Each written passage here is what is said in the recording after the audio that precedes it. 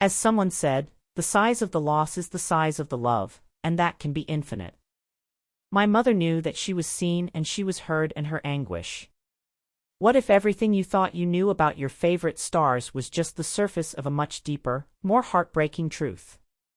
Behind the fame, the awards, and the sold-out shows, shocking confessions, hidden losses, and secret battles have shaped their real stories, stories they've tried to protect for years. Stay with us, because what we're about to reveal will change the way you see them forever. The Judds' journey began with a spark of destiny when a Nashville executive recognized something magical in their raw, unfiltered sound. With Naomi's warm, nurturing vocals harmonizing seamlessly with Wynonna's deep, soulful strength, their 1984 debut album Why Not Me soared straight into the hearts of millions. Hits like Mama He's Crazy and Grandpa, Tell Me About the Good Old Days, dominated the airwaves, signaling the arrival of a duo unlike anything country music had ever seen. Yet, as the awards piled up, Grammys, CMAs, American Music Awards, behind the scenes, Naomi was quietly battling a devastating diagnosis, hepatitis C. It was a cruel twist of fate that would eventually eclipse their unstoppable momentum. At the height of their fame, Naomi's health began deteriorating rapidly, forcing the duo into heartbreaking decisions. It's haunting to think, one minute they were standing at the top of the music world, the next they were grappling with a future clouded by uncertainty, the physical strain of touring, the emotional exhaustion, and the harsh realities. Previous charges this year included indecent exposure, obstruction of government operations, and soliciting prostitution in April, followed by a separate arrest in August for eluding police and driving violations. The church's resilience. Despite the loss of their van, Ground Zero Church of the Nazarene has remained resilient. The congregation has resorted to using personal vehicles to transport equipment, though it has complicated their ministry. To address the financial strain of replacing the van, the church launched a GoFundMe campaign, raising $4,500 of a $30,000 goal as of now. Pastor Hart, who is also a mechanic, described the van as a modest yet invaluable resource for the church's mission. Reflecting on its role, he remarked, "It wasn't super pretty, but it did some beautiful things for the kingdom." Wynonna Judd's family dynamics. Grace Pauline Kelly's struggles have cast a shadow on her family, which has already faced significant challenges. Wynonna Judd, a renowned solo artist and member of the Grammy-winning duo The Judds, lost her mother Naomi Judd to mental illness in 2022. The Judds were inducted into the Country Music Hall of Fame just one day after Naomi's tragic death, a bittersweet moment for Wynonna and her sister Ashley Judd. Wynonna, known for her resilience and deeply personal songwriting, has been open about her family struggles over the years, including Grace's legal troubles.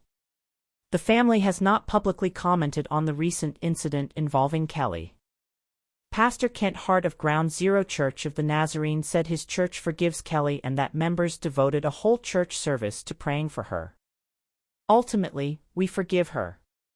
On a personal level, I think that this whole situation presents an opportunity for the church to really be the church the way the church is supposed to be, Hart told Z95.1 morning show host Cherry Taylor, his aunt, in an interview on December 2nd.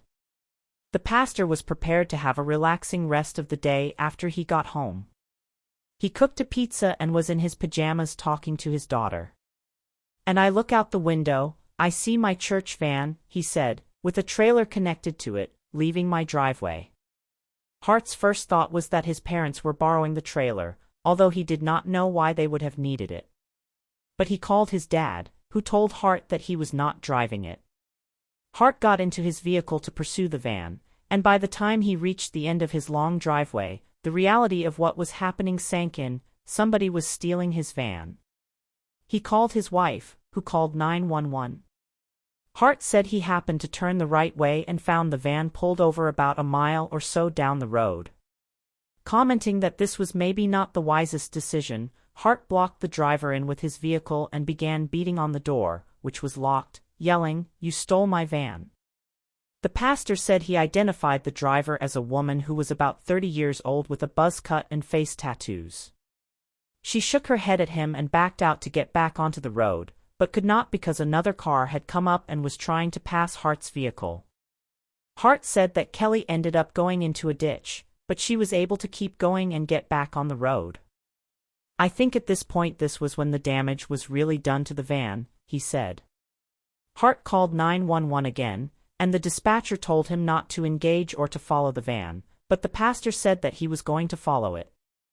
The dispatcher then told him he should at least tail it from a distance. Kelly was driving all over the road erratically, said Hart. He followed the van for about 20 minutes before police officers arrived on scene and made an arrest.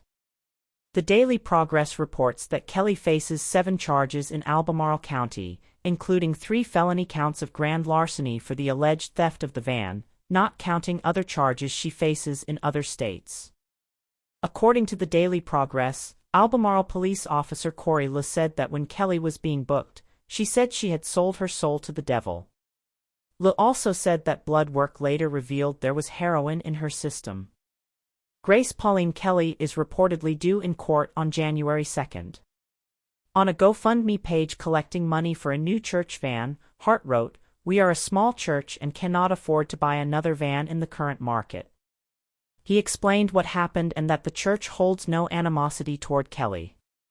As of this writing, the church has raised $4,500 of its $30,000 goal. The van, Hart told Taylor, was a really crucial part of their ministry.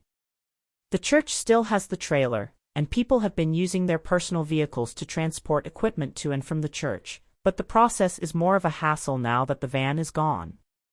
It wasn't super pretty, but it did some beautiful things for the kingdom, said Hart, who in addition to being a pastor is a full-time mechanic. It really did.